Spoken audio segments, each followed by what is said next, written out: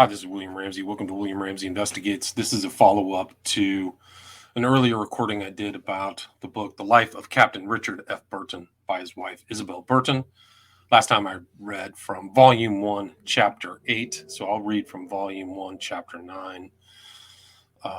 This book, much like the last recording I did, has a lot of excerpted material from Richard Burton. So she had her own writing and then includes pieces or long kind of elements from his other books. He wrote like over 40 books. And I did a kind of a longer discussion about Richard Burton and his background biography in my first recording of this. So I'll go back and, if you want to, go back and listen to that. But again, this will be Chapter 9, Volume 1, The Life of Captain Richard F. Burton by his wife, Isabel Burton.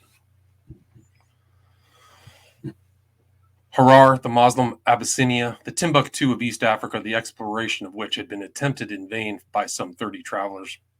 Richard returned up the Red Sea to Egypt and much enjoyed the rest and safety for a short time, and then returned to Bombay, his leave being up.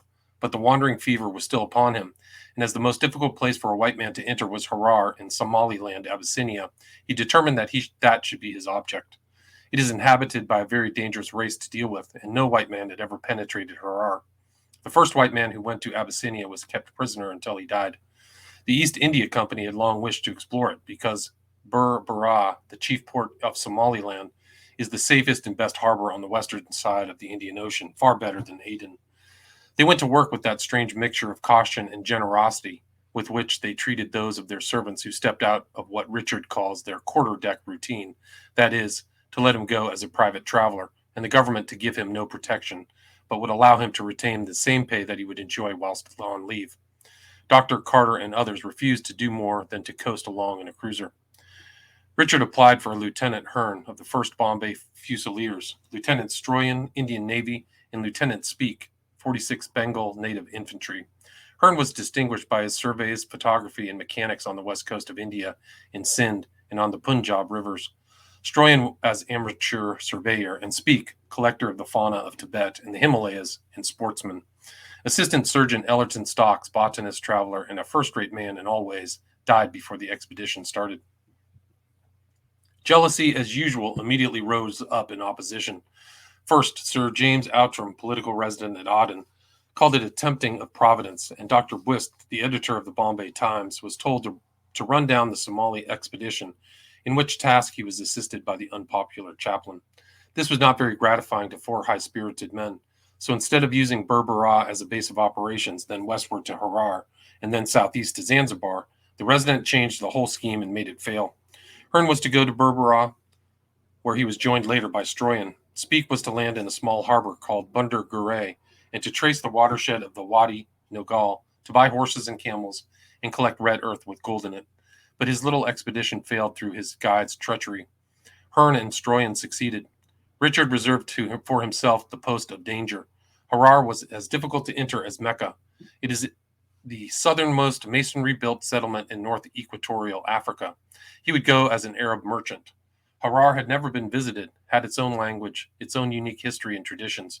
The language was unwritten, but he wrote a grammar and a vocabulary in which the etymology is given, and there he had enough savage anthropology to interest him. He writes, quote, "In the first place, Berbera is the true key of the Red Sea, the center of East African traffic, and the only safe place for shipping upon the western Erythraean shore, from Suez to Gardefui, backed by lands capable of cultivation and by hills covered with pine and other valuable trees, enjoying a comparatively temperate climate with a regular though thin monsoon. This harbor has been coveted by many a foreign conqueror. Circumstances have thrown it into our arms, and if we refuse a chance, another and a rival nation will not be so blind. We have since given it away, and kept the far inferior Aden. We are bound to protect the lives of subjects on this coast. In 1825, the crew of the Mary Ann brig was treacherously murdered by the Somali. They continued in that state, and if tomorrow a Peninsular or Oriental Company steamer by any chance fell into their power, it would be the same history. Harar, scarcely 300 miles distant from Aden, is a counterpart of the ill-famed Timbuktu. A tradition exists that with the entrance of the first Christian, Harar will fall.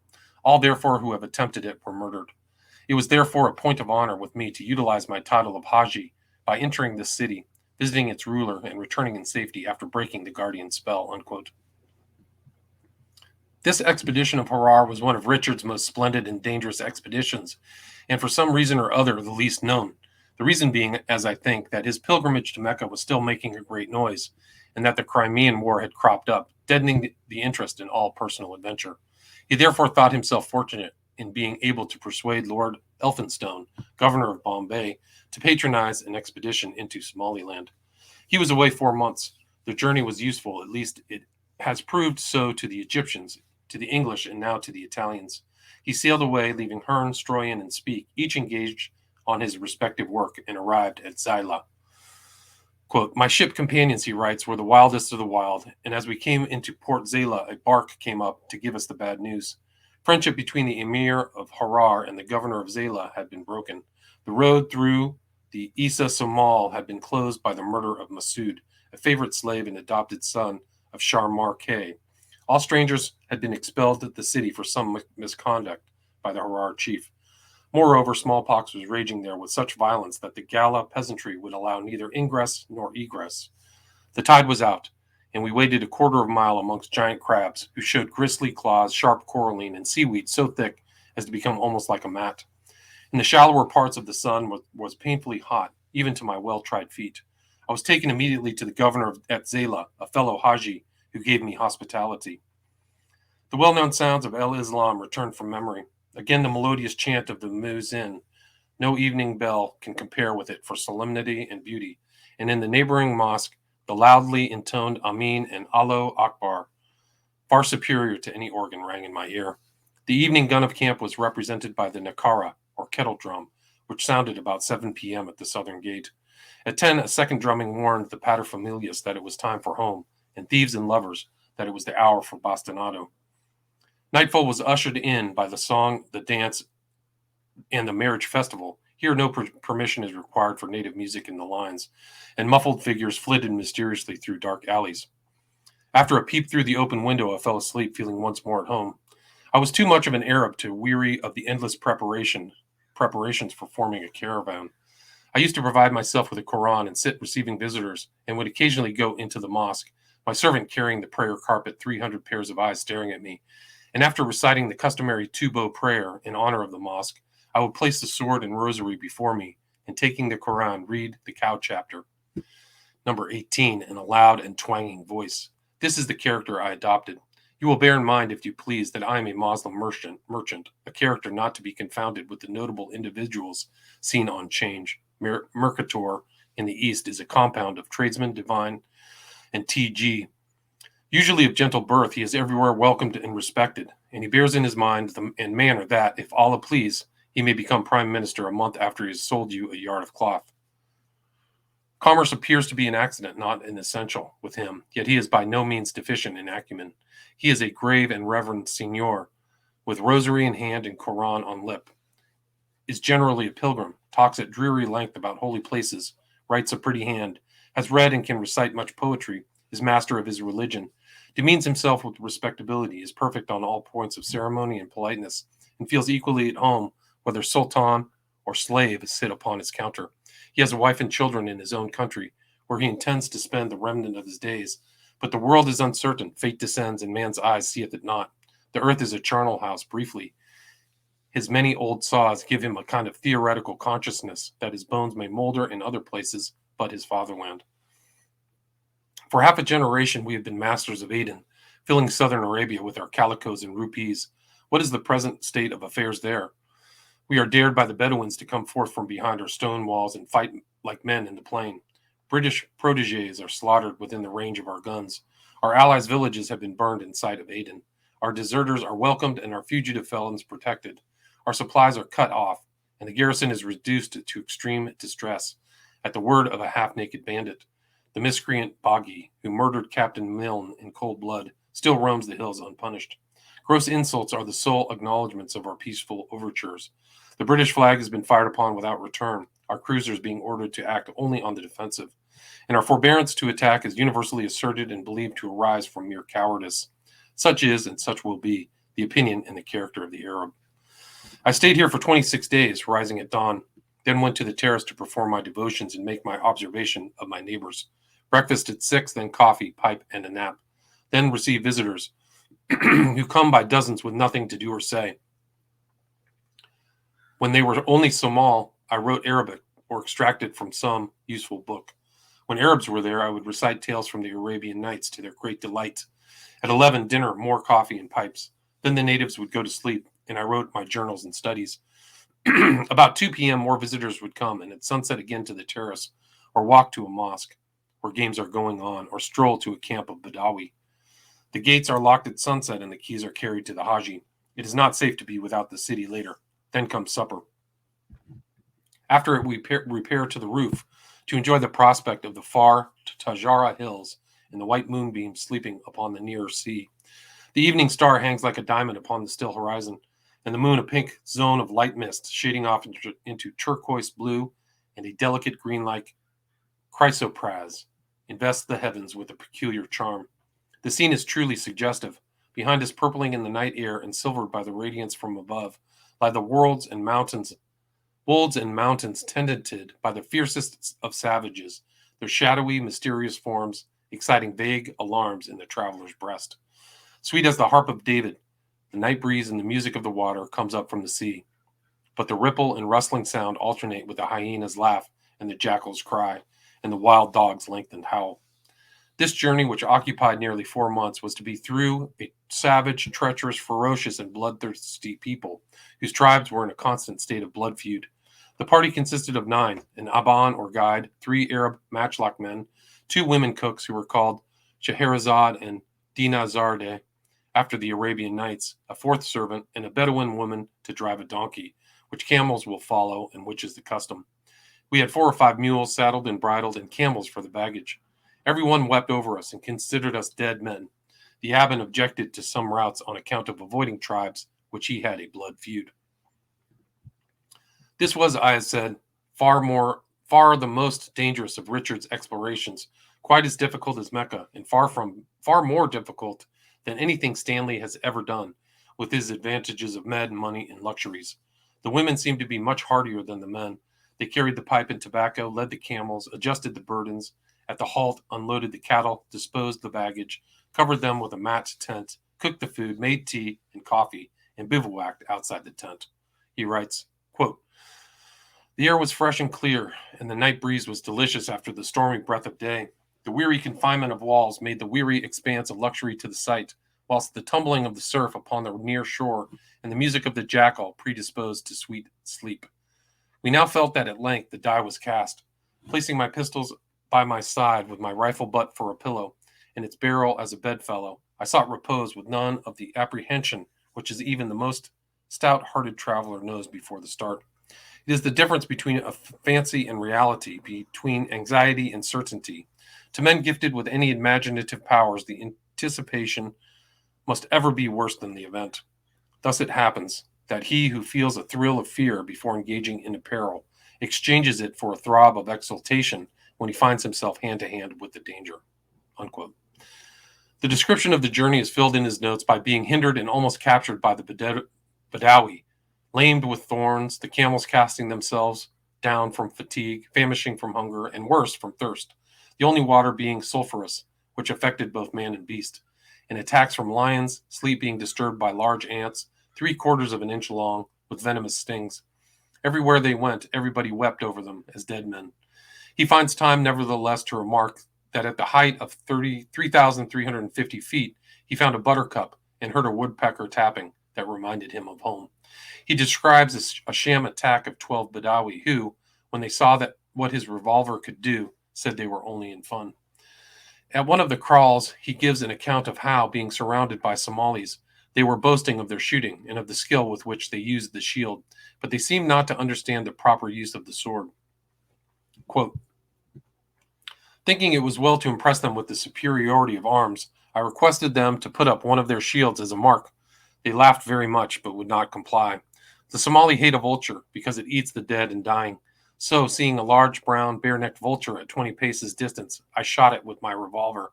Then I loaded a gun with swan shot, which they had never seen, and aiming at a bird that they considered far out of gunshot distance, I knocked it over flying. Fresh screams followed this marvelous feat, and they said, "Lo, he bringeth down the birds from heaven." Their chief, putting his forefinger in his mouth, praised Allah and prayed to be defended from such a calamity. And always after, when they saw me approach, they said, "Here comes the sheikh who knows knowledge." I then gave a stick to the best man. I provided myself in the same way and allowed him to cut at me as much ever he liked, easily warding off the blows with a parry. After repeated failures and upon tiring himself enormously, he received a sounding blow from me upon the least bony part of his person. The crowd laughed long and loud, and the knight at arms retired in confusion. Every now and then we got into difficulties with the Bedouin, who would not allow us to proceed, declaring the land was theirs. We did not deny the claim, but I threatened sorcery, death, and wild beasts in foraging parties to their camels, children, and women. It generally brought them to their senses. They would spit on us for good luck and let us depart. Once a chief was smitten by Scheherazad's bulky charms and wanted to carry her off. Once in the evening we came upon the fresh trail of a large Haber Awal cavalcade, which frightened my companions dreadfully. We were only 9 men and 2 women to contend against 200 horsemen and all except the Hamal and Long Guled, who would have run away at the first charge. The worst of the ride was over rough and stony road, the thorns tearing their feet and naked legs, and the camels slipping over the rounded pebbles. The joy of coming to a kraal was great, where the chiefs of the village appeared, bringing soft speech, sweet water, new milk, fat sheep and goats, in a tobe of Kutch canvas. We passed a quiet, luxurious day of coffee and pipes, fresh cream and roasted mutton. After the great heats and dangers from horsemen on the plain, we enjoyed the cool breeze of the hills, cloudy skies, and the verdure of the glades which refreshed our beasts. Here I shot a few hawks, and was rewarded with loud exclamations of "Allah preserve thy hand! May thy skill never fail thee before the foe." A woman ran away from my steam kettle, thinking it was a weapon. They looked upon my sunburnt skin with a favor they denied to the lime-white face. The Somali Bedawi gradually affiliated me to their tribes. At one village, the people rushed out, exclaiming, "Lo, let us look at the kings." At others, "Come and see the white man. He is the governor of Zela."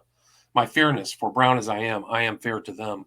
And the Arab dress made me sometimes the ruler of Aden, the chief of Zela, the Haji's son, a boy, an old woman, a man painted white, a warrior in silver armor, a merchant, a pilgrim, a head priest, Ahmed the Indian, a Turk, an Egyptian, a Frenchman, a Banyan, a Sharif, and lastly, a calamity sent down from heaven to weary out the lives of the Somal. Every kraal had its own conjecture.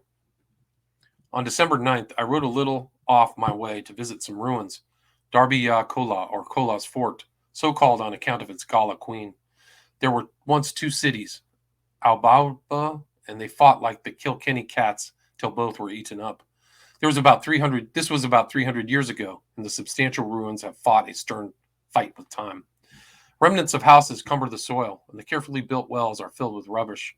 The palace was pointed out to me, with its walls of stone and clay, intersected by layers of woodwork. The mosque is a large, roofless building, containing 12 square pillars of rude masonry, and the mihrab, or prayer niche, is denoted by a circular arch of tolerable construction. But the voice of the muezzin is hushed forever, and creepers now twine around the ruined fane. The scene was still and dreary as the grave. For a mile and a half in length, all was ruins, ruins, ruins. Leaving this dead city, we rode towards the southwest between 2 rugged hills. Topping the ridge, we stood for a few minutes to observe the view before us.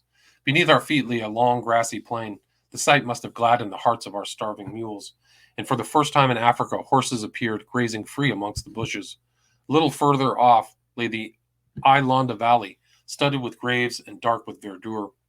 Beyond it stretched the Wadi Harawa, a long gloomy hollow in the general level. The background was a bold sweep of blue hill, the second gradient of the Harar line, and on its summit, closing the western horizon, lay a golden streak, the Marar Prairie. Already I felt at the end of my journey. It was not an unusual thing in the dusk to see a large animal following us with quick, stealthy strides, and that I, sending a rifle ball as correctly as I could in the direction, put a flight to a large lion. The nearer I got to Harar, the more I was stopped by parties of Gallus, and some went on to report evil of me, and many threats were uttered. The end of time and the last march turned the tale. "Dost thou believe me to be a coward, O pilgrim?" "Of a truth I do," I answered. Nothing abashed, and with joy at his heart, he hammered his mule with his heel and rode off, saying, "What hath a man but a single life? And he who throweth it away, what is he but a fool?" Unquote. He gives a good account of elephant hunting, but they did not get near any. The water was, in some places, so hard it raised lumps like nettle stings, and they had to butter themselves. At one place, the inhabitants flocked out to stare at them. He fired his rifle by way of salute over the head of the prettiest girl. The people, delighted, exclaimed, Maud, Maud, honor to thee, and he replied with shouts of, Kuliban, may heaven aid thee, unquote. Quote, when there is any danger, a Somali watchman sings and addresses himself in dialogue with different voices to persuade thieves that several men are watching. Ours was a spectacle of wildness as he sat before the blazing fire. The end of time conceived the jocose idea of crowning me king of the country with loud cries of bua, bua, bua, while showering leaves from a gum tree and water from a prayer bottle over my head, and then with all solemnity bound on my turban. I was hindered and threatened in no end of places, and my companions threatened to desert me, saying, quote, they will spoil that white skin of thine at Harar, unquote. Still I pushed on. The Gouda Bursi Badawi numbered 10,000 spears. One night we came upon a sheet of bright blaze, a fire threatening the whole prairie. At last came the sign of leaving the desert. The scene lifted, and we came to the second step of the Ethiopian highlands. In the midst of the valley beneath ran a serpentine of shining waters, the gladdest spectacle we had yet witnessed. Further in front, masses of hill rose abruptly from shady valleys, encircled on the far horizon by a straight blue line of ground resembling a distant sea. Behind us glared the desert. We had now reached the outskirts of civilization, where man, abandoning his flocks and herds, settles, cultivates, and attends to the comforts of life. We saw fields with lanes between, the daisy, the thistle, the sweetbriar, settled villages, surrounded by strong abatis of thorns, which stud the hills everywhere, clumps of trees to which beehives are hung, and yellow crops of holcus or grain. The harvest home song sounded pleasant to my ears, and was contrasting with the silent desert, the hum of man's habitation with music. They flocked out to gaze upon us, unarmed, and welcomed us.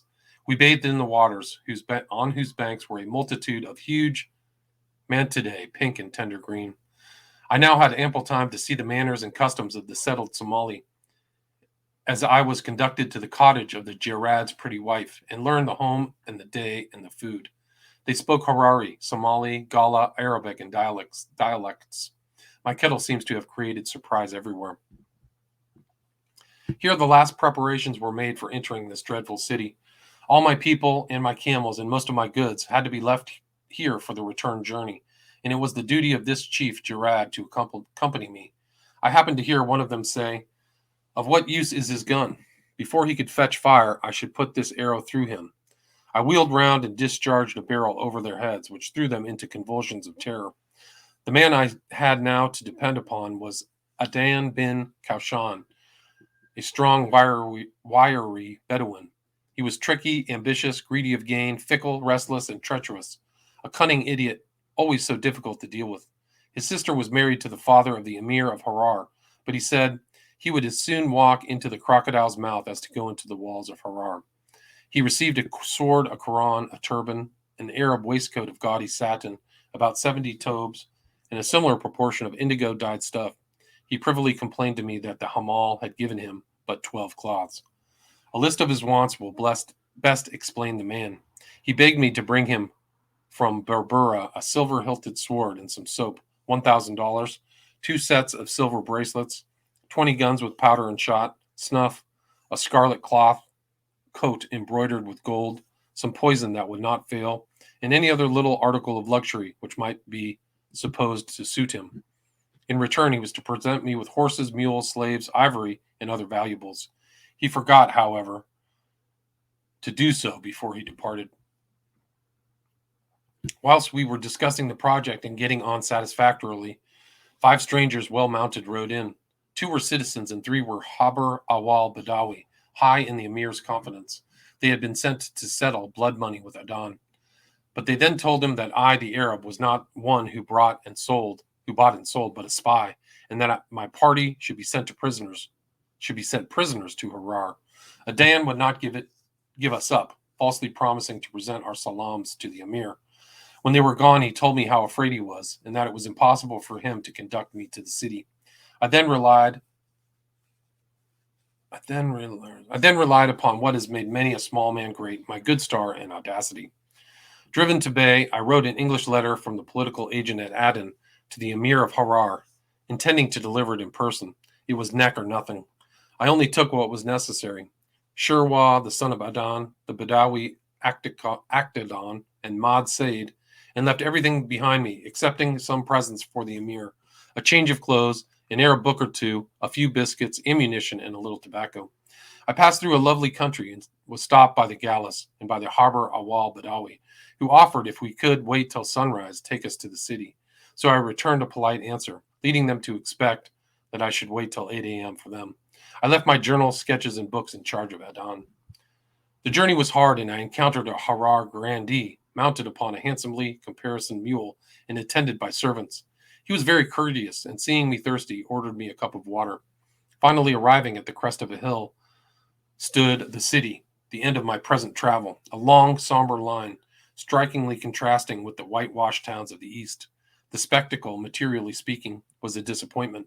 Nothing conspicuous appeared but 2 gray minarets of rude shape, and many would have grudged exposing 3 lives to win so paltry a prize. But of all that have attempted it, none have ever succeeded in entering that pile of stones. The thoroughbred traveler will understand my exultation, although my 2 companions exchanged glances of wonder. Stopping while my companions bathed, I retired to the wayside and sketched the town. We arrived at 3 p.m., and advancing to the gate, Maud Said accosted a warder whom he knew, sent our salams to the emir, saying we came from Aden, and requested the honor of audience. The Haber Awal collected round me inside the town, and scowling, inquired why we had not apprised them of our intention of entering the city, but it was war to the knife, and I did not deign to answer. 10 days at Harar, the most exciting trial of all. We were kept waiting half an hour, and were told by the warder to pass the threshold. Longuled gave his animal to the 2 Badawi, everyone advising my attendants to escape with the beasts, as we were going to be killed on the road to this African St. James. We were ordered to run, but we leisurely led our mules in spite of the guide's wrath, entered the gate, and strolled down the yard, which was full of Galas with spears, and the waiting gave me an opportunity to inspect the place. I walked into a vast hall, 100 feet long, between 2 long rows of Gala spearmen, between whose lines I had to pass. They were large, half-naked savages, standing like statues with fierce, movable eyes, each one holding, with its butt end on the ground, a huge spear with a head the size of a shovel. I purposely sauntered down them coolly with a swagger, with my eyes fixed upon their dangerous-looking faces. I had a 6-shooter concealed in my waist belt, and determined, at the first show of excitement, to run up to the emir and put it to his head, if it were necessary, to save my own life. The emir was like a little Indian Rajah, an etiolated youth about 24 or 25 years old, plain, thin-bearded, with a yellow complexion, wrinkled brows, and protruding eyes. His dress was a flowing robe of crimson cloth, edged with snowy fur, and a narrow white turban tightly twisted round a tall conical cap of red velvet, like the old Turkish headgear of our painters. His throne was a common Indian kursi, or raised cot, about 5 feet long, with back and sides supported by a dwarf railing. Being an invalid, he rested his elbow upon a pillow, under which he appeared the hilt of a clutch saber. Ranged in double line, perpendicular to the emir, stood the court, his cousins and nearest relations, with right arms bared after the fashion of Abyssinia. I entered this second avenue of Gala spearsmen with a loud "Peace be upon ye," to which H. replying graciously and extending a hand, bony and yellow as a kite's claw, snapped his thumb and middle finger. 2 chamberlains, stepping forward, held my forearms and assisted me to bend low over the fingers, which, however, I did not kiss, being naturally averse to performing that operation upon any but a woman's hand. My 2 servants then took their turn. In this case, after the back was saluted, the palm was presented for a repetition. These preliminaries concluded, we were led to and seated upon a mat in front of the emir, who directed towards us a frowning brow and an inquisitive eye. I made some inquiries about the emir's health. He shook his head captiously and inquired our errand. I drew from my pocket my own letter. It was carried by a chamberlain, with hands veiled to his tobe, to the emir, who, after a brief glance, laid it upon the couch and demanded further explanation. I then represented in Arabic that we had come from Aden, bearing the compliments of our Dowlah, the governor, and that we had entered Harar to see the light of H.'s countenance. This information concluded with a little speech describing the changes of political agents in Arabia and alluding to the friendship formerly existing between the English and the deceased chief Abu Bakr. The emir smiled graciously. This smile, I must own, was a relief. We had been prepared for the worst, and the aspect of affairs in the palace was by no means reassuring. Whispering to his treasurer, a little ugly man with a baldly shaven head, coarse figures, pug nose, angry eyes, and stubby beard, the emir made a sign for us to retire. The bass main was repeated, and we backed out of the audience shed in high favor. According to the grandiloquent Bruce, the court of London and that of Abyssinia are, in their principles, one. The loiterers in the Harar Palace yard, who had before regarded us with cutthroat looks, now smiled as though they loved us. Marshaled by the guard, we issued from the precincts, and after walking 100 yards, entered from the emir's second palace, which we were told to consider our home. There we found the Badawi, who, scarcely believing that we had escaped alive, grinned in the joy of their hearts, and we were at once provided from the chief's kitchen with a dish of shabta, holcus cakes soaked in sour milk, and thickly powdered with red pepper, the salt of this inland region. When we had eaten, the treasurer reappeared, bearing the emir's command that we should call upon his wazir, the Girard Muhammad. We found a venerable old man, whose benevolent countenance belied the reports current about him in Somaliland. Half rising, although his wrinkled brow showed suffering, he seated me by his side upon the carpeted masonry bench, where lay the implements of his craft, reeds, inkstands, and whitewashed boards of paper. Politely welcomed me, and gravely stroking his cotton-colored beard, desired to know my object in good Arabic. I replied in the words used to the emir, adding, however, some details, how in the old day one Madar Fari had been charged by the late Sultan Abu Bakr with the present to the governor of Aden, and that it was the wish of our people to re-establish friendly relations in commercial intercourse with Harar. Khair, inshallah, it is well, if Allah please, ejaculated the Girard. I then bent over his hand and took leave. Returning, we inquired anxiously of the treasurer about my servant's arms, which had not been returned, and were assured that they had been placed in the safest of storehouses, the palace.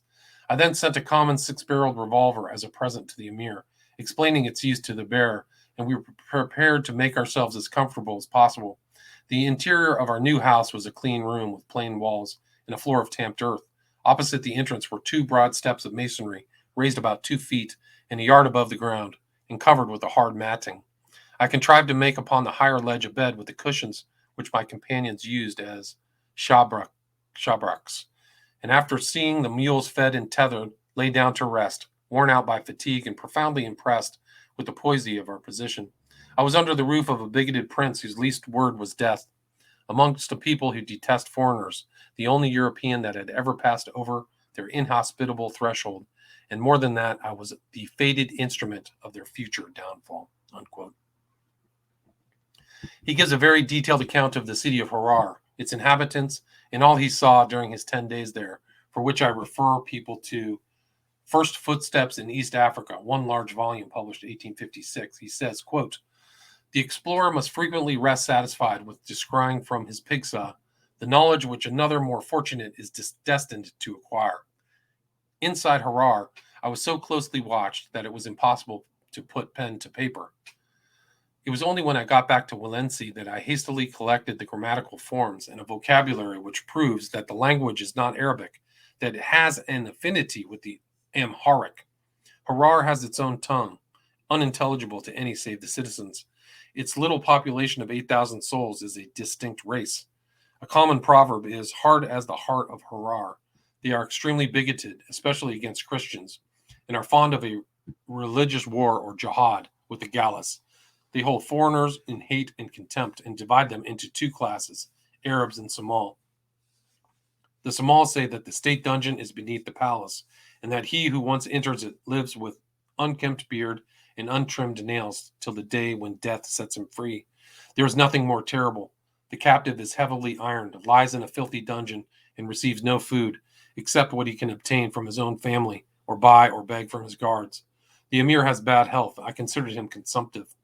It is something in my favor that, as soon as I departed, he wrote to the acting political resident at Aden, earnestly begging him to be supplied with a frank position and offering protection to any European who might be persuaded to visit his dominions. His rule was severe, if not just, and it has all the prestige of secrecy. Even the Jurad Muhammad, even the Queen Dowager, are threatened with fetters if they offer uncalled for advice. His principal occupation is spying his many stalwart cousins, indulging in vain fears of the English and the Turks, amassing treasure by commerce and cheating. The Emir Ahmed is alive to the fact that some state should hedge in a prince. Neither weapons nor rosaries are allowed in his presence. A chamberlain's robe acts as a spittoon. Whenever anything is given to or taken from him, his hand must be kissed. Even on horseback, 2 attendants fan him with the hems of their garments. Except when engaged on Quranic visits, which he, like his father, pays to the streets and byways at night, he is always surrounded by a strong bodyguard. He rides to mosque escorted by a dozen horsemen, and a score of footmen with guns and whips precede him. By his side walks an officer, shading him with a huge and heavily fringed red satin umbrella. From India to Abyssinia, the sign of princely dignity. Even at his prayers, 2 or 3 chosen matchlock men stand over him with lighted fusees.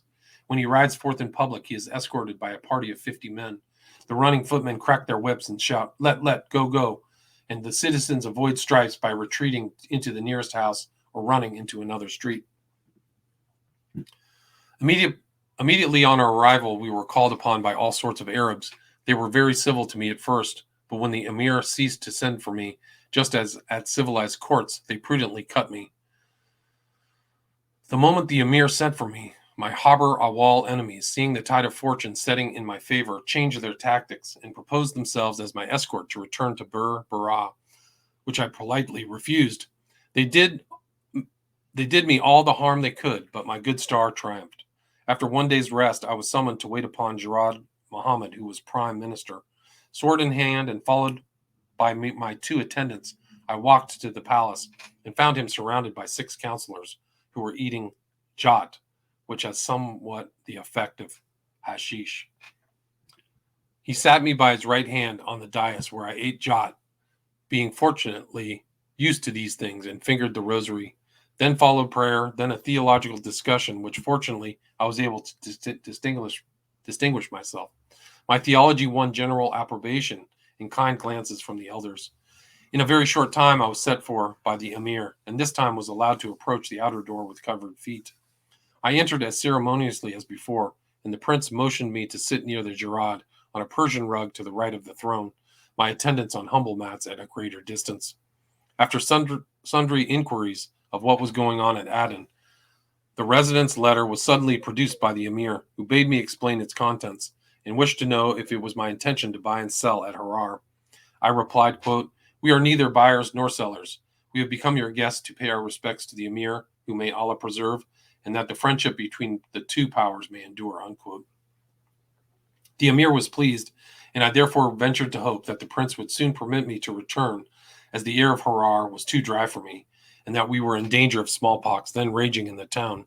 And through the Jurad, the emir said, the reply will be vouchsafed, and the interview is over. I sent my salam to one of the ulema, Sheikh Jami. He accepted the excuse of health and came to see me. He was remarkably well read in the religious sciences and a great man at Mecca, with much influence with the Sultan, and employed on political missions amongst the chiefs. He started with the intention of winning the crown of glory by murdering the British resident at Aden, but he was so struck with the order of justice of our rule, he offered el-Islam to that officer, who received it so urbanely that the simple Eastern, instead of cutting the Kafir's throat, began to pray fervently for his conversion. We were kindly looked upon by a sick and decrepit eunuch named Sultan. I used to spend my evenings preaching to the Galas. The Jurad Muhammad was now worked upon by the Haber Awal, my enemies, to make inquiries about me, and one of the Ayal Gadid clan came up and reported that 3 brothers had landed in the Somal country, that 2 of them were anxiously awaiting at Berbera the return of the 4th from Harar, and that, though dressed like Muslims, they were really English spies in government employ, and orders were issued for cutting off caravans. We, however, were summoned to the Jurads, where, fortunately for me, I found him suffering badly from bronchitis. I saw my chance. I related to him all its symptoms and told him that if I could only get down to Aden, I could send him all the right remedies with directions. He clung to the hope of escaping his sufferings and begged me to lose no time. Presently, the emir sent for him, and in a few minutes I was sent for alone. A long conversation ensued about the state of Aden, of Zayla, of Berbera, and of Stamboul. The chief put a variety of questions about Arabia and every object there. The answer was that the necessity of commerce confined us to the gloomy rock Aden. He used some obliging expressions about desiring our friendship and having considerable respect for a people who built, he understood, large ships. I took the opportunity of praising Harar in cautious phrase, and especially of regretting that its coffee was not better known amongst the Franks. The small, wizen-faced man smiled, as Moslems say, the smile of Umar. Seeing his brow relax for the first time, I told him that, being now restored to health, we requested his commands for Aden. He signified consent with a nod, and the Gerard, with many compliments, gave me a letter addressed to the political resident and requested me to take charge of a mule as a present. I then arose, recited a short prayer, the gist of which was that the emir's days and reign must be long in the land, and that the faces of his foes might be blackened here and hereafter, bent over his hand and retired.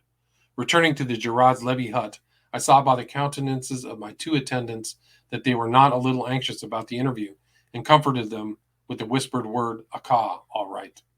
Presently appeared the Gerard, accompanied by two men, who brought my servant's arms and the revolver which I had sent to the prince. This was a contretemps.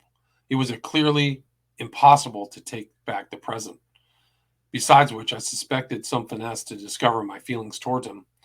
The other course would ensure delay. I told the Gerard that the weapon was intended especially to preserve the emir's life, and for further effect snapped caps in rapid succession to the infinite terror of the august company.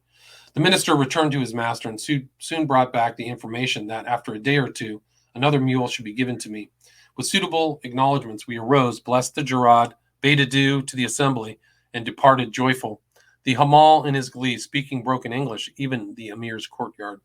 Sheikh Jami was rendered joyful by the news he told me when I arrived. He had been informed that in the town was a man who had brought down the birds from heaven, and the citizens had been thrown into a great excitement by my probable intentions. One of the principal ulema and a distinguished haji had been dreaming dreams in my favor and sent their salams. My long residence in the East had made me grateful to the learned, whose influence over the people, when unbiased by bigotry, is for the good. On January 11th, I was sent for by the Gerard and given the second mule. He begged me not to forget his remedies as soon as I reached Aden, which I told him that I would start on the morrow. I scarcely had got in when there were heavy showers and thunder. When I got up to mount early on Friday morning, of course a mule had strayed. Then Sheikh Jami would not go till Monday. Now, as I had been absent from my goods and chattels a whole fortnight, as the people at Harar are immensely fickle, as you never know the moment that the emir may change his mind, for all African cities are prisons on a large scale. You enter by your own will, but you leave by another's. I longed to start. However, the storms warned me to be patient, and I deferred my departure till next morning. Long before dawn on Saturday, January 13th, the mules were saddled, bridled, and charged with our scanty luggage. After a hasty breakfast, we shook hands with the old sultan, the eunuch, mounted and pricked through the desert streets. Suddenly my weakness and sickness left me, so potent a drug is joy, and as we passed the gates, loudly salaaming to the warders who were crouching over the fire inside, a weight of care and anxiety fell from me like a cloak of lead. Yet I had time upon the top of my mule for musing upon how melancholy a thing is success. Whilst failure inspirits a man, attainment reads the sad prosy lesson that all our glories are shadows, not substantial things. Truly to say, our disappointment is the salt of life, a salutary bitter which strengthens the mind for fresh exertion and gives a double value to the prize. This shade of melancholy soon passed away. We made a direct line for Kondura. At 1 p.m. we safely threaded the Gaulis Pass, and about an hour afterwards we exclaimed, Alhamdulillah, at the sight of the Sagara and the distant Marar prairie. Entering the village, we discharged our firearms. The men gave cordial poignée de main. Some danced with joy to see us return alive. They had heard our being imprisoned, bastinadoed, slaughtered. They swore that the Gerard was raising an army to rescue or revenge us. In fact, we had been their kinsmen. More excitement could not have been displayed. Lastly, in true humility, crept forward the end of time, who, as he kissed my hand, was on the point of tears. A pleasant evening was spent in recounting our perils, as travelers will do, and complimenting one another upon the power of our star. At 8 next morning, we rode to Walensee, and as we approached, all the villagers and wayfarers inquired if we were the party that had been put to death by the Emir of Harar. Loud congratulations and shouts of joy awaited our arrival. The calendar was in a paroxysm of delight. Both Scheherazade and Dinarzade were affected with giggling and what might be blushing. We reviewed our property and found that the one-eyed had been a faithful steward, so faithful indeed that he had well nigh starved the two women. Presently appeared the Gerard and his sons, bringing with them my books. The former was at once invested with a gaudy Abyssinian tobe of many colors, which he sallied forth from the cottage, the admired of all admirers. The pretty wife, Sudia, and the good Kyra were made happy by sundry gifts of huge Birmingham earrings, brooches, and bracelets, scissors, needles, and thread. The evening, as usual, ended in a feast. We were obliged to halt a week at Walensee to feed, for both man and beast, lay in a stock of strength for the long desert march before us, to buy onions, tobacco, spices, wooden platters, and a sort of bread called karanji. Here I made my grammar and vocabulary of the Harari tongue under the supervision of Maud Said and the Ali the poet, a Somali educated at Harar, who knew Arabic, Somali, Gala, and Harar languages. On January 21st, I wanted to start, but Sheikh Jami appeared with all the incurables of the country. Nobody can form an idea of the difficulties that an Eastern will put in your way when you want to start, and unfortunately, in 9 cases out of 10, the ruses they have resort to do prevent your starting. Now, in this case, I decided that talismans were the best and safest medicines in these mountains. The Sheikh doubted them, but when I exhibited my diploma as a master Sufi, a new light broke upon him and his attendants. Verily, he hath declared himself this day, whispered each to his neighbor, solely mystified. Sheikh Jami carefully inspected the document, raised it reverentially to his forehead, muttered prayers, and owned himself my pupil. Now, however, all my followers had got some reason why they could not go, so I sauntered out alone, attended only by the Hamal. And in spite of the chief summoning me to halt, I took an abrupt leave and went off, and entered the Marar prairie with pleasure. The truants joined us later on, and we met a party whose chief, a Somali, expressed astonishment at our escaping from Harar, told us that the Berberi were incensed with us for leaving the direct road, advised us to push on that night and to wear the bush, whence the Midjans would use their poisoned arrows. The Berberi had offered 100 cows for our person, dead or alive. Then my party sat down to debate. They palavered for 3 hours. They said that the camels could not walk, that the cold of the prairies was death to man till darkness came on. Experience had taught me that it was a waste of time to debate overnight about dangers to be faced the next day. So I ate my dates, drank my milk, and lay down to enjoy sweet sleep in the tranquil silence of the desert. Although I did not know it till after my return from Berbera, Gerard Adan was my greatest danger. If his plotting had succeeded, it would have cost him dear, but would also have proved fatal to me. The 23rd of January passed in the same manner, and the explanation I had with my men was that on the morrow at dawn I would cross the Marar prairie by myself, and we started at dawn on the 24th, giving a wide berth to the Berberis, whose campfires were quite visible at a distance. As we were about to enter the lands of the Harbor Awal, our enemies, a week would elapse before we could get protection. We had resolved to reach the coast within the fortnight, instead of which a month's march was in prospect. Suddenly, Biu appeared, and I proposed to him that he should escort the caravans to Zela, and that I and the 2 others who had accompanied me to Harar would mount our mules, only carrying arms and provisions for 4 days. I pushed through the land of our enemies, the Harbor Awal. In the land we were to traverse, every man's spear would be against us, so I chose the desert roads and carefully avoided all the kraals. It was with serious apprehension that I pocketed all my remaining provisions, 5 biscuits, a few limes, a few lumps of sugar. Any accident to our mules, any delay would starve us. We were traversing a desert where no one would sell us meat or milk, and only 1 water bottle in the whole party. We rode 35 miles over awful tracks. Our toil was rendered doubly dreadful by the Eastern traveler's dread. The demon of thirst rode like care between us. For 24 hours we did not taste water. The sun parched our brains. The mirage mocked us at every turn, and the effect was a species of monomania. As I jogged along with eyes closed against the fiery air, no image unconnected with the want suggested itself. Water ever lay before me, water lying deep in the shady well, water in streams bubbling icy from the rock, water in pellucid lakes, inviting me to plunge and revel in their treasures. Now an Indian cloud was showering upon me, fluid more precious than molten pearl. Then an invisible hand offered a bowl for which the mortal part would gladly have bartered years of life. Then, drear contrast, I opened my eyes to a heat-reeking pain in a sky of that eternal metallic blue, so lovely to painter and poet, so blank and deathlike to us whose something was tempest rainstorm and the huge purple nimbus. I tried to talk, it was in vain. To sing, in vain. Vainly to think. Every idea was bound up in one subject, water. As a rule, 12 hours without water in the desert during hot weather will kill a man. We had another frightful journey to the next water. I never suffered severely from thirst, but on this expedition, probably it was in consequence of being at the time but in weak health so soon after Mecca. A few more hours and the little party would have been food for the desert beasts. We were saved by a bird.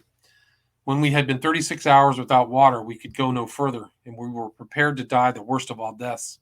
The short twilight of the tropics was drawing in. I looked up and saw a kata, or sand grouse, with its pigeon-like flight making for the nearer hills. These birds must drink at least once a day, and generally towards the evening, when they are safe to carry water in their bills to their young. I cried out, "See the kata, see the kata." I revived at once, took heart, and followed the bird, which suddenly plunged down about 100 yards away, showing us a charming spring, a little shaft of water about 2 feet in diameter in a margin of green. We jumped from our saddles, and men and beasts plunged their heads into the water and drank till they could drink no more.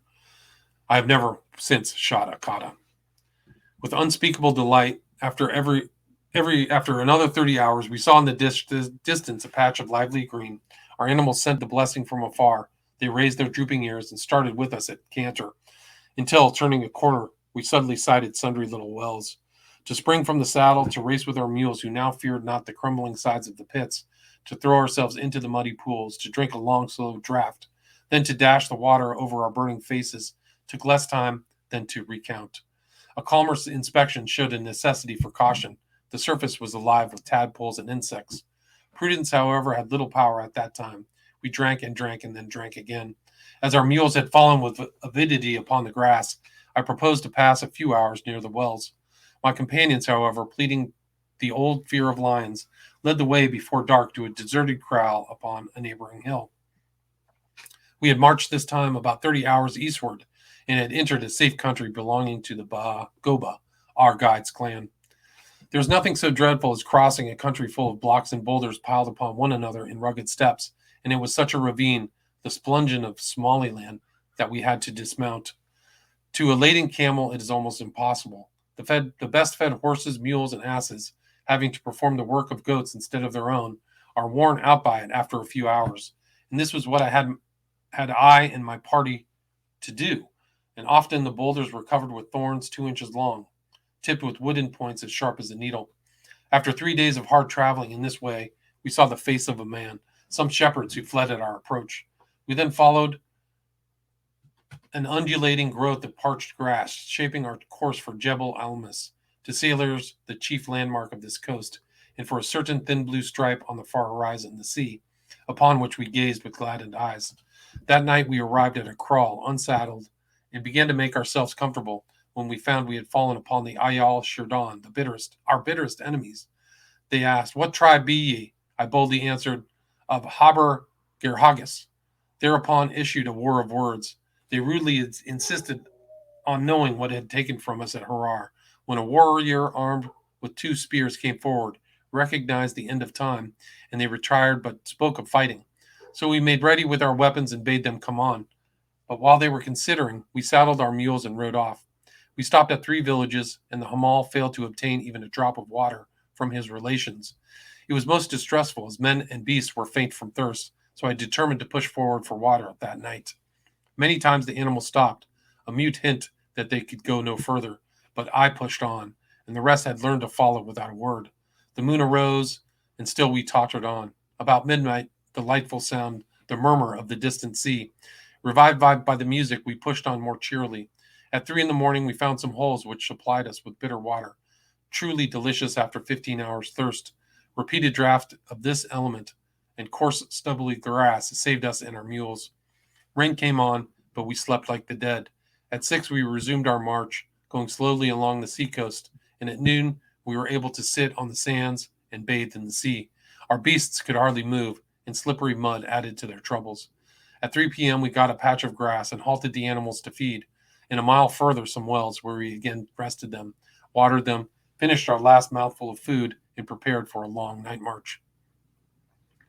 We managed to pass all our enemies in the dark, and they cursed the star that had enabled us to slip unhurt through their hands. I was obliged to call a halt within 4 miles of Berbera. The animals could not move, neither could the men, except the Hamal and I, and they fell fast asleep on the stones. As soon as we could go on, a long dark line appeared upon the sandy horizon, the silhouettes of shipping showing against sea and sky. A cry of joy burst from every mouth. Cheers, boys, cheer. Our toils here touch their end. The end of time still whispered anxiously lest enemies might arise.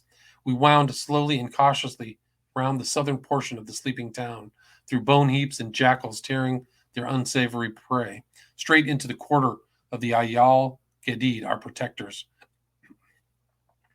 Anxiously, I inquired if my comrades had left Berbera, and heard with delight that they were there. It was 2 o'clock in the morning, and we had marched 40 miles. I dismounted at the huts where my comrades were living. A glad welcome, a dish of rice, and a glass of strong waters made amends for past privations and fatigue. The servants and the wretched mules were duly provided for, and I fell asleep, conscious of having performed a feat which, like a certain ride to York, will live in local annals for many and many a year. Great fatigue is seldom followed by long sleep. Soon after sunrise, I woke, hearing loud voices, seeing masses of black faces and tawny wigs. The Berbera people, who had been informed of our 5-day ride, swore that the thing was impossible, that we could never have been near Harar, but were astonished when they found it was true. I then proceeded to inspect my attendants and cattle. The former were delighted, having acquitted themselves of their trust. The poor mules were by no means so easily restored. Their backs were cut to the bone by the saddle, their heads drooped sadly, their hams showed dread marks of the spear point. I directed them to be washed in the sea, to be dressed with cold water bandages, and copiously fed. Through a broad gap called the Dus Malablay appear in fine weather the granite walls of Wagar and Gulays, 5,700 feet above the sea level. Lieutenant Hearn found it would make an admirable sanitarium. The Emporium of Eastern Africa has a salubrious climate, abundance of sweet water, a mild monsoon, a fine open country, an excellent harbor, a highly productive soil, is the meeting place of commerce, has few rivals, and for half the money wasted on Aden, might have been covered with houses, gardens, and trees. My companions and I, after a day's rest, made some excursions. We had a few difficulties about our albans, or protectors. We did not choose to be dictated to, so there was a general council of the elders. It took place upon the shore, each chief forming a semicircle with his followers, all squatting on the sand, with shield and spear planted upright in the ground. I entered the circle, sword in hand, and sat down in their midst. After much murmuring had gone on, the chief asked in a loud voice, "Who is thy protector?" The reply was Burhal Na, followed by an Arabic speech as long as an average sermon, and then, shouldering my blade, I left the circle abruptly. It was a success. They held a peace conference, and the olive waved over the bravest of Berbera. On the 5th of February, 1855, I left my comrades pro tem and went on board El Kasab, or the Reed, the ill-omened name of our cranky craft, and took with me the Hamal, Long Guled, and the End of Time, who were in danger, and rejoiced at leaving Berbera with sound skins. I met with opposition at landing. I could not risk a quarrel so near Berbera, and was returning to moralize on the fate of Burckhardt. After a successful pilgrimage, refused admittance to Aaron's tomb at Saadai, when a Bedouin ran to tell us we might wander where we pleased. The captain of the Reed drew off a great deal further than I ordered, and when I went down to go on board, the vessel was a mere speck upon the sea horizon. He managed to cast anchor at last, after driving his crazy craft through a bad sea. I stood on the shore making signs for a canoe, but he did not choose to see me till 1 p.m. As soon as I found myself on quarterdeck, "Dawir el Farman, shift the yard," I shouted with a voice of thunder. The answer was a great hubbub. He surely will not sail in a sea like this, asked the trembling captain of my companions. He will, sententiously quoth the Hamal, with burly nod. It blows wind, remonstrated the Rye. And if it blew fire, I asked the Hamal, with the air Goguenard, meaning that from the calamity of Frankish obstinacy there was no refuge. A kind of death wail rose, during which, to hide untimely laughter, I retreated to a large drawer in the stern of the vessel called a cabin. There my ears could distinguish the loud entreaties of the crew, vainly urging my attendants to propose a day's delay. Then one of the garrison, accompanied by the captain, who shook as with fever, resolved to act forlorn hope and bring a few enfer of phrases to bear upon the Frank's hard brain. Scarcely, however, had the head of the sentence been delivered before he was playfully upraised by his bushy hair and a handle somewhat more substantial, carried out of the cabin, thrown like a bag of biscuit on the deck. The case was hopeless. All strangers plunged into the sea, the popular way of landing in East Africa.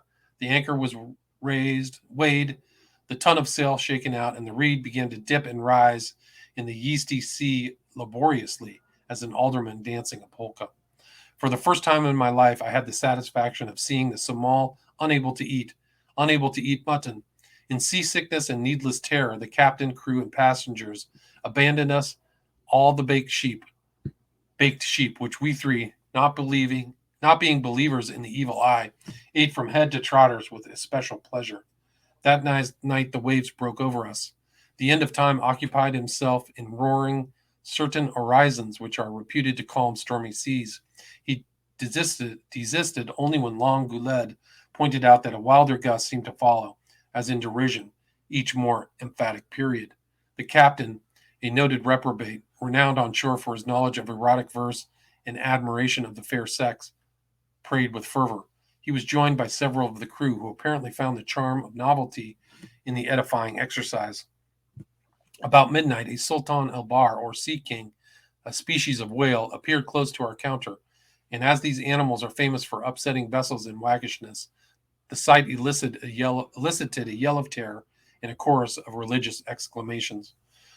On the morning of Friday, the 9th of February, 1855, we hove in sight of Jebel Shamsan, the loftiest peak on the Aden crater, and ere evening fell, I had the pleasure of seeing the faces of friends and comrades once more.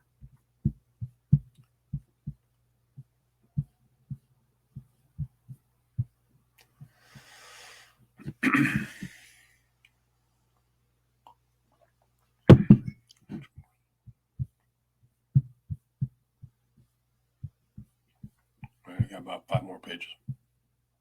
All right. If I had let well alone, I should have done well, but I wanted to make a new expedition Nilewards via Harar on a larger and more imposing scale. For that, I went back to Aden. On April 7th, 1855, I returned successful. Lieutenant King, Indian Navy, commanded the gunboat Mahi and entered the harbor of Berbera with us on board. I was in command of a party of 42 men, armed, and we established an agency and selected the site of our camp in a place where we could have the protection of the gunboat.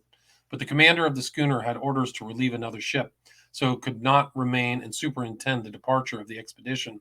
It was the time after the fair, and one might say that Berbera was empty, and that there was scarcely anyone but ourselves.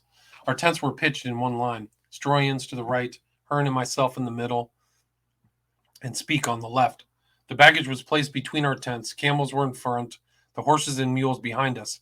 2 sentries all night were regularly relieved and visited by ourselves. We were very well received when they listened with respectful attention to a letter in which the political resident at Aden enjoined them to treat us with consideration and hospitality. We had purchased 56 camels. Ogadean caravan was anxious for our escort. If we had departed then, perhaps all would have been well, but we expected instruments and other necessaries by the mid-April mail from Europe. 3 days afterwards, a craft from Aden came in with a dozen Somals who wanted to accompany us, and fortunately I feasted the commander and the crew, which caused them to remain. We little knew that our lives hung upon a thread, and had the vessel departed, as she would otherwise have done, the night before the attack, nothing could have saved us. Between 2 and 3 a.m. of April 19th, there was a strong cry that the enemy was upon us, 350 strong. Hearing a rush of men like a stormy wind, I sprang up and called for my saber and sent Hearn to ascertain the force of the foray. Armed with a Colt, he went to the rear and left the camp, the direction of danger, collecting some of the guards, others having already disappeared, and fired 2 shots into the assailants. Then, finding himself alone, he turned hastily towards the tent, and in so doing was tripped up by the ropes, and as he arose, a Somali appeared in the act of striking at him with a club. Hearn fired, floored the man, and rejoining me, declared that the enemy was in great force and the guard nowhere. Meanwhile, I had aroused Stroyan and Speak, who were sleeping in the extreme right and left tents. The former, it is presumed, arose to defend himself, but as the sequel shows, we never saw him alive. Speak, awakened by the report of firearms, but supposing it to be the normal false alarm, a warning to plunderers, remained where he was. Presently, hearing clubs rattling upon his tent and feet shuffling around, he ran to my row tie, which we prepared to defend as long as possible. The enemy swarmed like hornets, with shouts and screams, intending to terrify, and proving that overwhelming odds were against us. It was by no means easy to avoid the shades of night, the jobbing of javelins, and the long, heavy daggers thrown at our legs from under and through the opening of the tent. We 3 remained together. Hearn knelt by my right, and on my left was Speak, guarding the entrance. I stood in the center, having nothing but a saber. The revolvers were used by my companions with deadly effect. Unfortunately, there was but one pair. When the fire was exhausted, Hearn went to search for his powder horn, and that failing, to find some spears usually tied to the tent pole. Whilst thus engaged, he saw a man breaking into the rear of our row tie, and came back to inform me of the circumstance. At this time, about 5 minutes after the beginning of the affray, the tent had been almost beaten down, an Arab custom with which all were familiar, and we had been entangled up in its folds like mice in a trap. We should have been speared with unpleasant facility. I gave the word for escape and sallied out, closely followed by Hearn and Speak in the rear. The prospect was not agreeable. About 20 men were kneeling and crouching at the tent entrance, whilst many dusky figures stood farther off, or ran about shouting the war cry, or the shouts and blows drove away our camels. Among the enemy were many of our friends and attendants.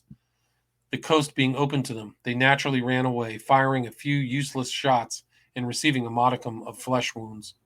After breaking through the mob at the tent entrance, imagining that I saw the form of Stroyan lying upon the sand, I cut my way with my saber towards it amongst dozens of Somal, whose war clubs worked without mercy, whilst the Balyus, who was violently pushing me out of the fray, rendered the strokes of my saber uncertain. This individual was cool and collected. Though incapacitated by a sore right thumb from using the spear, he did not shun danger and passed unhurt through the midst of the enemy. His efforts, however, only illustrated the venerable adage, "Defend me from my friends." I mistook him in the dark and turned to cut him down. He cried out in alarm. The well-known voice stopped me, and that instant's hesitation allowed a spearman to step forward and leave his javelin in my mouth and retire before he could be punished. Escaping as by a miracle, I sought some support. Many of our Somal and servants lurking in the darkness offered to advance, but tailed off to a man as we approached the foe. Presently the Balyus reappeared and led me towards the place where he believed my 3 comrades had taken refuge. I followed him, sending the only man that showed presence of mind, one Golob of the Yusuf tribe, to bring back the Ainturad craft from the spit into the center of the harbor. Again losing the Balyus in the darkness, I spent the interval before dawn wandering in search of my comrades and lying down when overpowered with faintness and pain.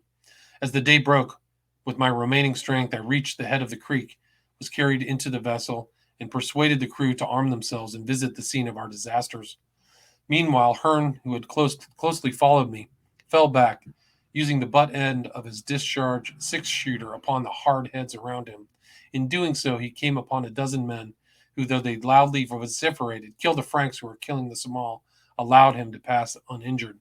He then sought his comrades in the empty huts of the town, and at early dawn was joined by the Balyus, who was similarly employed.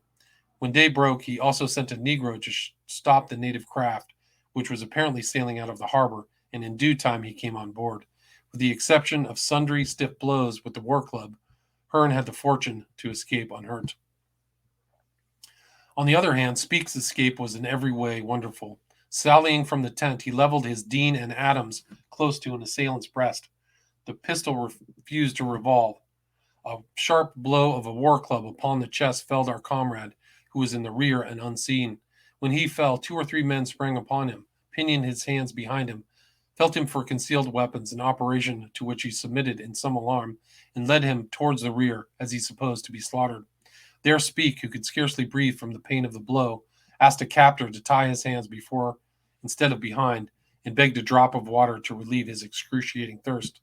The savage defended him against a number of the Somal who came up threatening and brandishing their spears.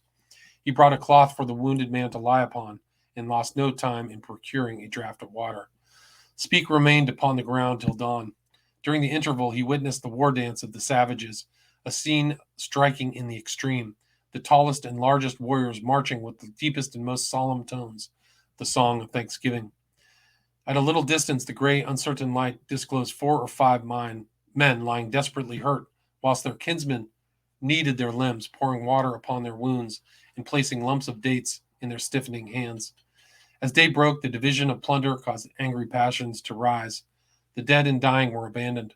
One party made a rush upon the cattle, with shouts and yells drove them off towards the wilds. Some loaded themselves with goods. Others fought over pieces of cloth, which they tore with hand and dagger, whilst the disappointed, vociferating with rage, struck at one another and brandished their spears. More than once during these scenes a panic seized them, and they moved off in a body to some distance, and there is little doubt that, had our guard struck one blow, we might have still won the day. Speak's captor went to see his own portion of the spoil, when a Somal came up and asked in Hindustani what business the Frank had in their country, and added that he would kill them if a Christian, but spare the life of a brother Moslem. The wounded man replied that he was going to Zanzibar, and that he was still a Nazarene, and therefore that the work had better be done at once. The savage laughed and passed on. He was succeeded by a second, who, equally compassionate, whirled a sword round his head, twice pretending to strike, but returning to the plunder without doing damage. Presently came another manner of assailant. Speak, who had extricated his hands, caught the spear leveled at his breast, but received at the same moment a blow which, paralyzing his arm, caused him to lose his hold. In defending his heart from a succession of thrusts, he received severe wounds on the back of his hand, his right shoulder, and his left thigh. Pausing a little, the wretch crossed to the other side, and suddenly passed his spear clean through the right leg of the wounded man. The latter, smelling death, then leapt up, and taking advantage of his assailant's terror, rushed headlong towards the sea. Looking behind, he avoided the javelin hurled at his back, and had the good fortune to run, without further accident, the gauntlet of a score of missiles. When pursuit was discontinued, he sat down, faint from a loss of blood, upon a sandhill. Recovering strength by a few minutes' rest, he staggered on to the town, where some old women directed him to us. Then, pursuing his way, he fell in with a party sent to seek him, and by their aid reached the craft, having walked and run at least 3 miles after receiving 11 wounds, 2 of which had pierced his thighs.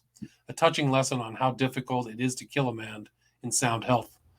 My difficulty was, with my comrade's aid, to extract the javelin which transfixed my jaws. It destroyed my palate and 4 good back teeth, and left wounds on my 2 cheeks. When we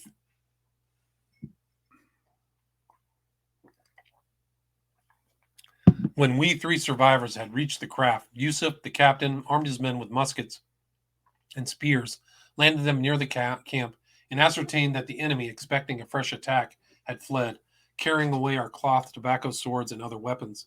The corpse of Stroyan was then brought on board. Our lamented comrade was already stark and cold. A spear had traversed his heart, another had pierced his abdomen, and a frightful gash, apparently of a sword, had opened the upper part of his forehead. The body had been bruised with war clubs, and thighs showed marks of violence after death. This was the severest affliction that befell us. We had lived together like brothers. Stroyan was a universal favorite, and his sterling qualities of manly courage, physical endurance, and steady perseverance had augured for him a bright career, thus prematurely cut off. Truly melancholy to us was the contrast between the evening when he sat with us in full of life and spirits, and the morning when we saw amongst us a livid corpse. We had hoped to preserve the remains of our friend for interment at Aden, but so rapid were the effects of his exposure that we were compelled most reluctantly, on the morning of the 20th of April, to commit them to the deep, Hearn reading the funeral service. Then with heavy hearts we set sail for the Arabian shore, and after a tedious 2 days carried our friends the news of the unexpected disaster. Richard F. Burton. When Speke wrote the manuscript of this affair and in Blackwood, and also in his book on the sources of the Nile, he said that he was the head of the expedition. He had given the order for the night, and it was before him the spies were brought. He was the first to turn out, and no one but he had the courage to defend himself. It is hardly worthwhile to contradict it. It is obvious that this expedition could only be commanded by a man who knew Arabic and some of the other languages, of which he was perfectly ignorant. So the results of this expedition, to sum up in short, were that they barely escaped being caught like mice in a trap by having their tents thrown down upon them. The four fought bravely against 350 Badawi. Poor Stroyan was killed. Hearn was untouched. Richard and Speke were desperately wounded, though they all cut their way gallantly through the enemy. Poor Speke had 11 wounds, and Richard, with a lance transfixing his jaws, which carried away 4 back teeth and part of his palate, wandered up and down the coast suffering from his wounds, fever, hunger, and thirst consequent on the wounds. But they carried off the dead body of their comrade, and were taken on board the native dhow or boat, which the fortunate accident of Richard's hospitality had retained there just half an hour, long enough to save them, and the natives sacked their property. They were so badly wounded, he had to return to England, and there his wounds soon healed, and he picked up health. He rendered an account of his explorations before the Royal Geographical Society. After a month's rest, he obtained leave to volunteer for the Crimea. Here I would rather give his own original manuscript word for word, because it is so fresh, and in a few pages gives a better insight into outspoken truth than many other large volumes.